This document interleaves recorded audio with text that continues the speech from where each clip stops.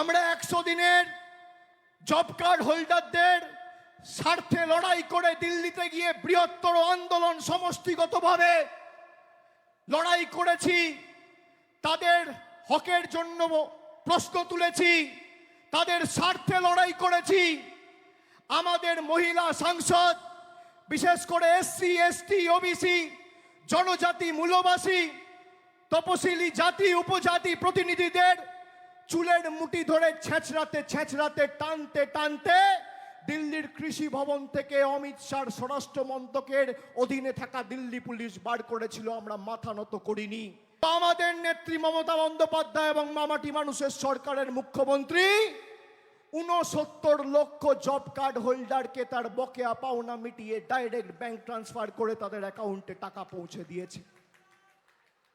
আমরা যদি 69 লক্ষ জব কার্ড হোল্ডারের স্বার্থে লড়াই করতে পারি, তাহলে 10 কোটি বঙ্গবাসীকে যারা বাংলাদেশি বলেছে তাদের যোগ্য জবাব দিতে এবং প্রতিশোধের রাজনীতি তুলতে গণতান্ত্রিকভাবে সমষ্টিগতভাবে পথে লড়াইয়ের আন্দোলনের রাস্তাও বেছে নেব।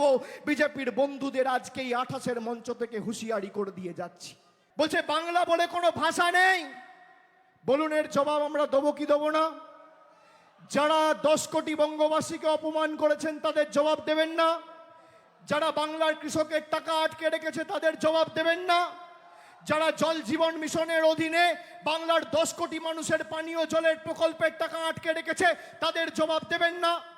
যারা 50 লক্ষ গরিব মানুষের আবাসের টাকা আটকে রেখেছে তাদের জবাব দেবেন না? যারা বাংলা গ্রামীণ সড়ক যোজনার প্রায় 10,000 কোটি টাকার উপর এখনো আটকে রেখেছে তাদের জবাব দেবেন না?